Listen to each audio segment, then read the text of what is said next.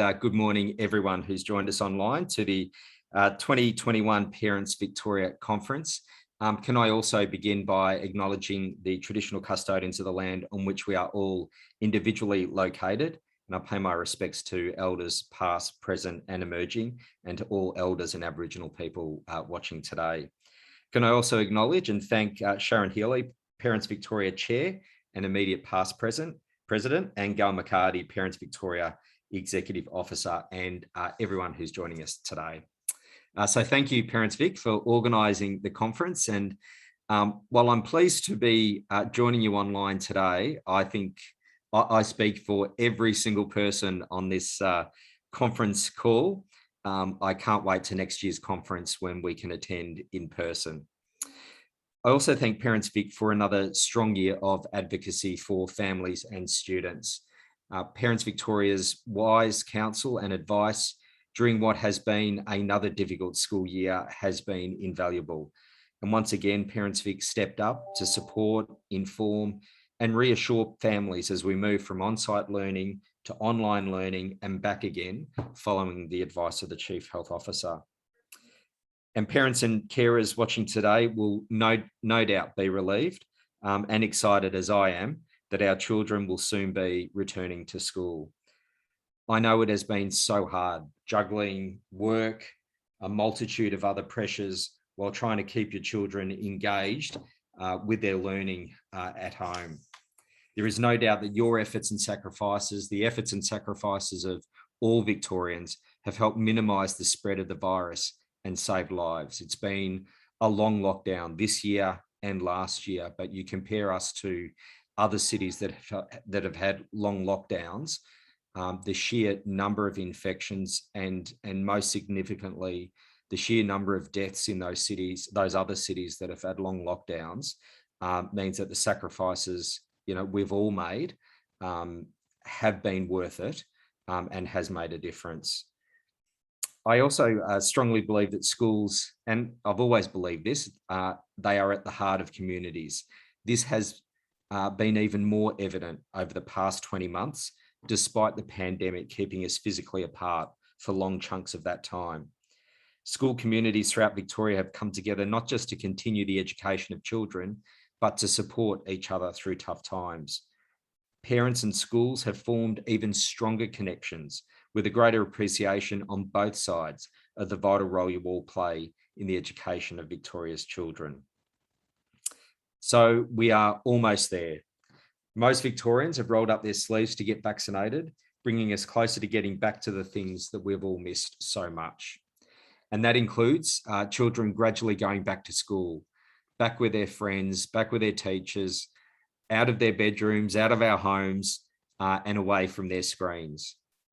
As you know, and as Sharon indicated, the theme of today's conference is Recipes for Great Schools. And I've been asked to share mine, or more accurately, the Victorian Government's recipe. The pandemic has provided many insights into what goes into making schools great. I've already spoken about two important ingredients: community and connection. The other key ingredients for a great school, in my view, are the very same principles guiding every single one of our reforms and investments in Victoria's education system over the past 6.5 years. They're well-being, equity, and excellence. While all three need to be in the pot in generous proportions for this recipe to work, I'll start with well-being because that is right now the most important ingredient. As we reopen our schools to students, we're giving utmost consideration to the immediate well-being of students and school staff. We did this as students returned in Term 4 last year, and we'll do it again as students return in Term 4 this year. We're working very hard to ensure that once schools are open, that they stay open, and that our schools will be safe places to learn. We're not out of this pandemic, and there will be positive cases, there will be outbreaks, but education's working with the public health team to make sure that when there is a positive case at a school, any closure is minimised, impact on the number of students is at an absolute minimum. So we won't see the 14-day periods that we've had previously. localize the outbreak, minimize the number of students, and minimize, importantly, the time impact on the school community. Schools have already implemented many COVID-safe measures, including staggered pickup, drop-off times, face masks, but we knew that we needed to do much more, particularly as we're going back to school with significant community numbers in terms of infections. So we're delivering 51,000 air purifiers to every government and low-fee Catholic and independent school across Victoria. And this is to make sure schools have that extra layer of protection from the airborne coronavirus. There'll also be a significant shade sales program. So there'll be additional outdoor learning opportunities in schools. Again, learning outside reduces the risk of transmission. We'll also continue carbon dioxide monitoring and infrastructure assessments around all types of school buildings. That way we can keep delivering any measures possible that keep students, teachers, and school communities safer from transmission. But as you all know, vaccination is our way out of this pandemic, and it is especially important for our school communities. And I sincerely thank all of you who have got vaccinated and ensured your children aged 12 and over are also vaccinated. I've got 2 over 12 and they'll get their second dose on Wednesday, which makes me very happy. And the final thing to mention in this space is the requirement on all staff to be vaccinated. First dose in the week of the 18th, second dose by the 29th of November. And there's a really important reason for that. At the moment, children under the age of 12 don't have access to a vaccine. So one of the strongest mitigation measures we can put in is providing parents comfort that as our children go back to school, the adults in the school are vaccinated. While it's wonderful to reopen our schools, we're also very aware that the impact of the pandemic will be felt for many years to come. The mental health impact of the pandemic will have a long tail, particularly for young people. That's why the government is investing heavily in new mental health supports for schools. This work actually predates the pandemic because we know that for students to learn well, they need to be well and feel safe and happy. However, the pandemic has accelerated this work and made it all the more important. We also know that Victorian students and their families have faced extraordinary challenges. Schools will be better equipped to provide universal support for students' mental health and wellbeing. Through the new $200 million Schools Mental Health Fund and menu, schools will be able to select evidence-based programs and initiatives from an online menu, and this includes early intervention and more targeted and individualised support for students who need it. Every government secondary student in Victoria can now access vital mental health support at school with the rollout of mental health practitioners to every government secondary and specialist school by the end of this year. This program has again been rolled out a year earlier than we were originally committed to, again in response to COVID-19. This will mean schools can employ a practitioner for up to 5 days a week with more than 250 qualified and registered mental health practitioners already working across the state's secondary schools. The mental health practitioners can include psychologists, social workers, occupational therapists, and mental health nurses to meet the unique needs of each school. As you may know, we have recently completed a critical redesign and update of the Framework for Improving Student Outcomes, FISO. The redesign will work hand in glove with the menu to place wellbeing at the very centre of our schools. Up in lights, learning and wellbeing. This is the critical elements, and you know, I'm pretty proud of this change. The FISO is basically the operational manual for schools, and we're sending a very loud message that wellbeing needs to be centre stage. The final FISO will soon be released, and I want to thank Parents Vic for its advice and feedback. And that's on top of our existing programs, school breakfast clubs, doctors in secondary schools, Glasses for Kids, all supporting the health and wellbeing of Victorian students. Programs such as these are also about ensuring equity in our schools, a the second key ingredient in the recipe that Sharon asked me to talk about. So the pandemic highlighted the inequality that exists in our community. When it comes to education, it forced us to reset and reassess our priorities. For example, I take you back to last year, and as we headed into that first round of remote and flexible learning, it showed us that tens of thousands of homes did not have the digital technology needed to keep students learning remotely. And that's why we responded and supplied tens of thousands of devices to government school students across the state, and devices that they can keep. We provided funding towards almost 6,400 tutors at school to help students catch up academically. The feedback from the Tutor Learning Initiative, both evaluation, feedback from teachers, principals, and feedback from parents and carers, improvement in wellbeing, student engagement, student achievement, and attendance at school. And I was just delighted to recently announce that program will be extended for another year for the whole of 2022. Tutors and students are forming strong connections as tutors help students re-engage with their learning and strive towards that other key ingredient, excellence. A great school ensures equity so that every single student receives an excellent education. So finally, the third main ingredient in the recipe, and excellence in education is not about just being top of the class. Excellence is about every student in every classroom being supported to achieve their very best, for their strengths to be recognised and their curiosity and love of learning encouraged. And this reaps lifelong benefits. Excellence and equity are at the heart of our reforms to the secondary school system. So, for example, the reforms include the move to a single senior secondary certificate, incorporating VCAL into VCE from 2023. And I'm just so excited about this, supporting more students to graduate with the skills they need for Victoria's growing industries. Everyone will undertake the VCE. For students on a vocational path, it'll be VCE vocational major. These reforms mean students will have better support and flexibility to study what they want, alongside key academic skills that will prepare them for the jobs of the future.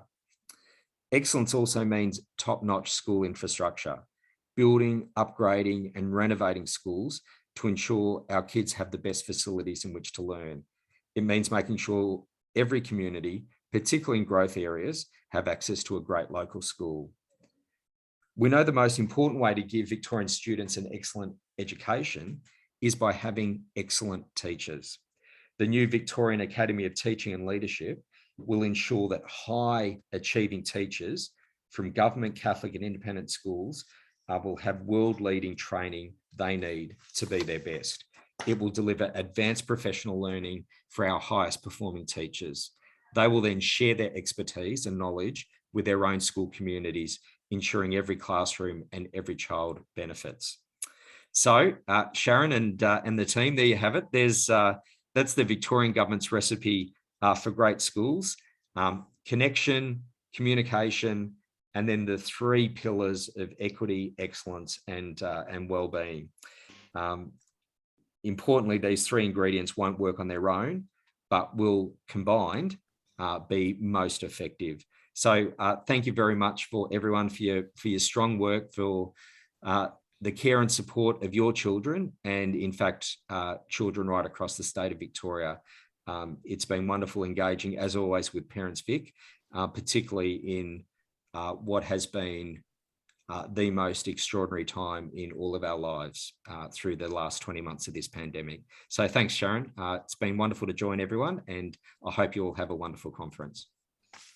Thank you so much, James. I could not agree more with your ingredients there. I think you've hit the nail on the head, and glad to see those being addressed. Are you able to stay and take a couple of questions? Of course. Very quickly? All right. Just might see Gail has been monitoring our Q&A box.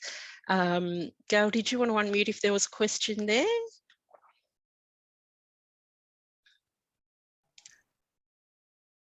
Good morning, Sharon. James, just to say thank you. That was a wonderful delivery, and just wanted to, the first question, obviously with no shock or surprise, is related to COVID, Minister, and it's just one of the parents has just asked about if, you know, children are still waiting to be vaccinated. There is a little bit of apprehension still here with the rising numbers, and just about the expectations about being on site when they are welcome to come back on site per the roadmap back. So just wanting to be clear, and I was just about to type in the Q&A box back to the parent about what the department's position's on, but I'm sure you're comfortable in answering that question too. Yeah, thanks very much, Gail, and good to see you. And you know, this is a question at the front of mind for all parents and carers. You know, we've got. I actually don't know the numbers today. I know it was 1,800 or so yesterday, but we've got significant numbers in the community, and that was always going to happen as we progressively move to opening up under the national plan, and when we get to 70 double dosed, then to 80 double dosed. So the choices we're making and the challenge we've got is how can we open up as quickly as possible without overwhelming our public hospital system, and what can we do as we open up in regards to schools? How do we make it? How do we put in all of the mitigation measures we possibly can to lower the risk level significantly? And that's why the rollout of the air purifiers is significant, alongside all of the existing COVID safe measures that schools are undertaking, staggered pickups and drop-offs for big school communities, separating year levels as much as you can, the use of face masks, and the CHO made it a requirement for children grade 3 and above to wear a face mask. All of those mitigation strategies. The most significant one, though, is in regards to vaccination requirement of all adults working on site. And I've been really strong on that. You know, one of my children doesn't have access to a vaccine.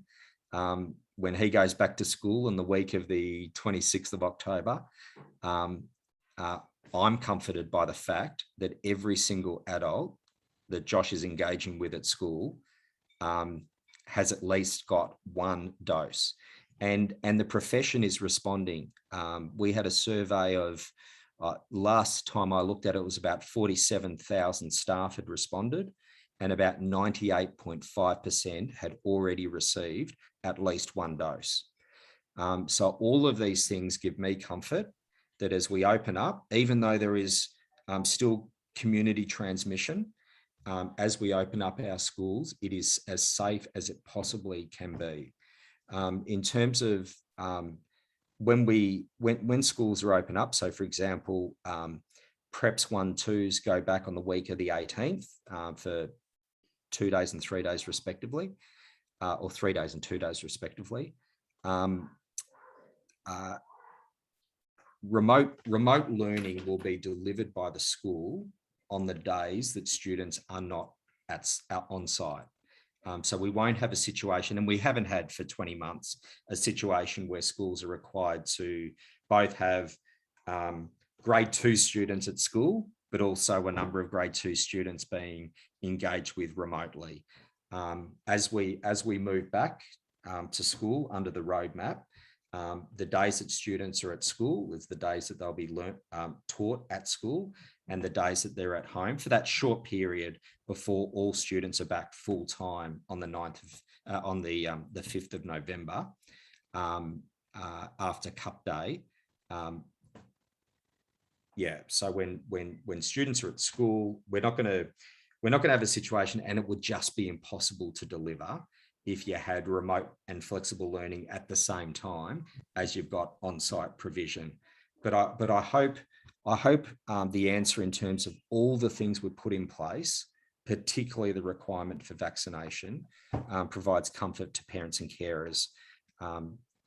There is no such thing in any measure, not just in education, but across the board, there is no zero risk measure until you've got a community that is 100% vaccinated. And even then, the virus might jump around a bit. So there's no zero risk measure, but I'm confident that everything that we've put in place enables us to open up schools and get our kids back to face-to-face learning. Thank you. And we've got a couple of more, but I'm mindful I'll throw to Sharon for one, and then we might do one more, Minister, if you don't mind. Yeah, and then... I'll hang on. I had technical difficulties at the start, so I'll make up the difference, Gail. Thank you. Much appreciated. And I'm sure our participants would be appreciative of that. And just to get ready, the other questions I've got while I'm throwing to Sharon for hers is around the actual wellbeing practitioners, the mental health practitioners, and also one about the tutoring funding program increase. So Sharon, over to you, and then I'll put the other questions to the Minister in the other box. Thanks, Gail. Yes, I've got one here, Minister.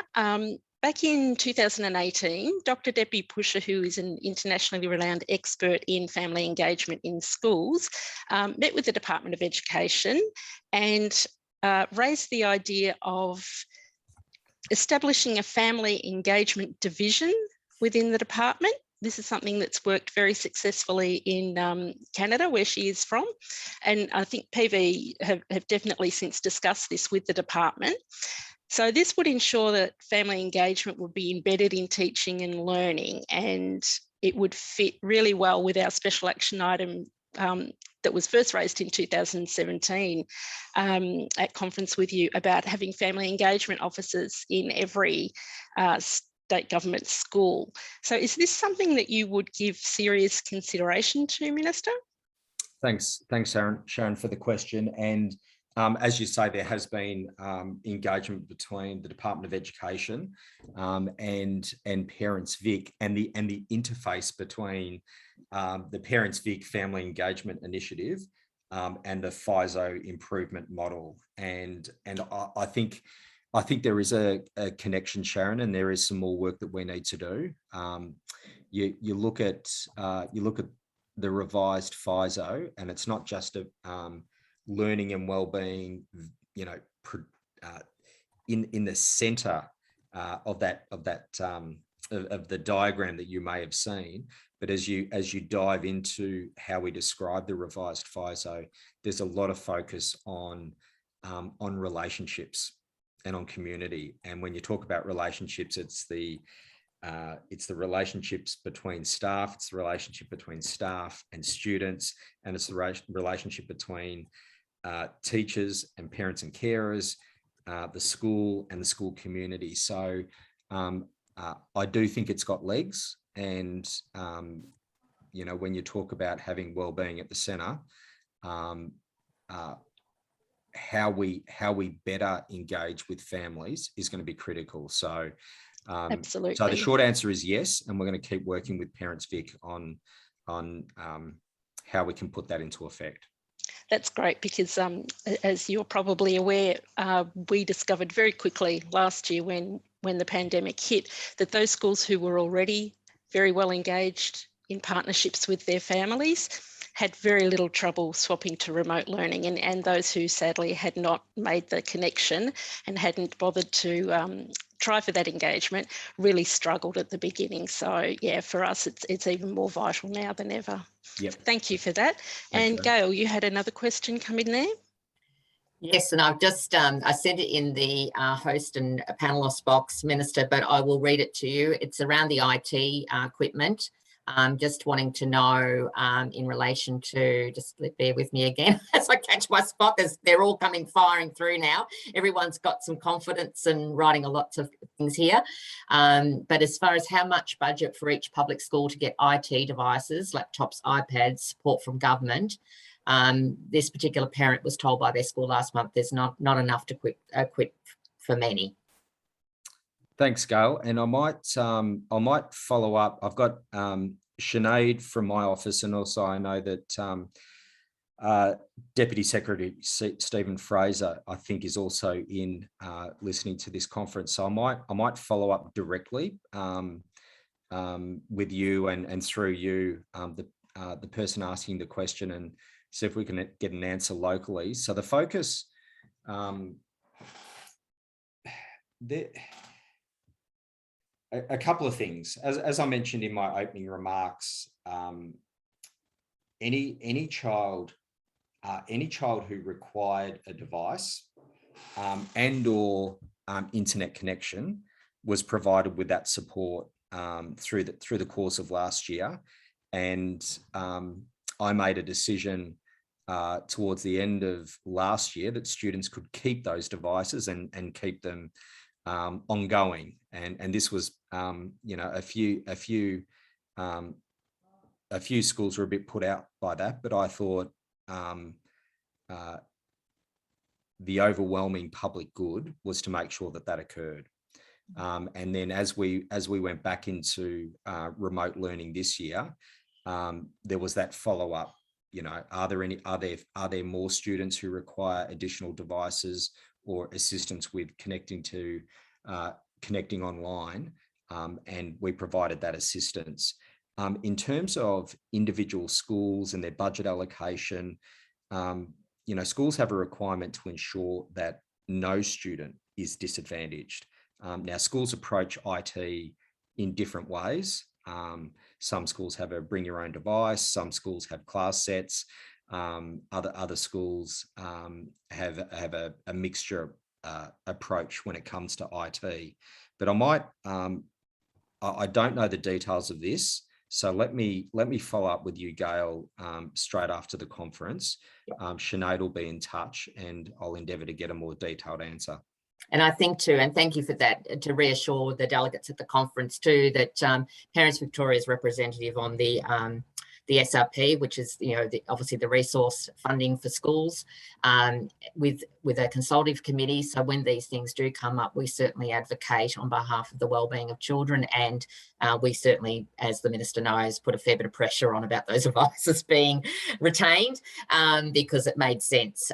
So thank you for that. And just lastly, because I know time's getting on, and we don't want to impinge on our further speakers, but I have said to people participating today that the questions that couldn't get answered, we'll forward into your office and to the department, and post-conference we'll come back. It might take a few days, but that's because everyone's working under tremendous pressure at the moment. But there was one around wellbeing practitioners, and they just wanted to know, would you envisage primary schools having wellbeing practitioners rolled out 5 days a week like secondary schools? And then we'll leave it at that. We'll draw a line after that one. Thanks, Gail. And that's a really important question. As we've dealt with the impact of COVID-19, we've put a number of funded a number of specific initiatives to deal with the mental health impact of COVID, including around $28.5 million direct to schools in regards to what more that we can do, because, you know, we've seen increase in ED presentations of young people, suicidal ideation, eating disorders most significantly. And as I said in my remarks, this will have a long tail. So in response to COVID, we fast-tracked the rollout of the mental health practitioners in secondaries. We provided training, mental health training for staff, about 1,500 staff. We expanded Navigator, we expanded Lookout, we expanded the pilot in primary schools. And this is a partnership with the Murdoch Children's Research Institute. And we initially had the pilot in 10 or 20 schools. We've expanded that pilot now out to 100 schools. So step it out. We fast-tracked the rollout of mental health practitioners in secondaries. We expanded it to include all specialist schools as well. We've expanded the pilot in our primary schools. So the short answer to the question is yes. I do want to do more in primary schools, and this partnership with Murdoch is going to be critical in terms of what is the next step that we take to support students' mental health and wellbeing. So more on this front. We've done a lot, we're doing a lot, and there's more we need to do in primary schools. Thank you, Minister, and I'll throw back to Sharon. And again, once again, thank you for your time today. Thanks, Gail. Appreciate it. Okay.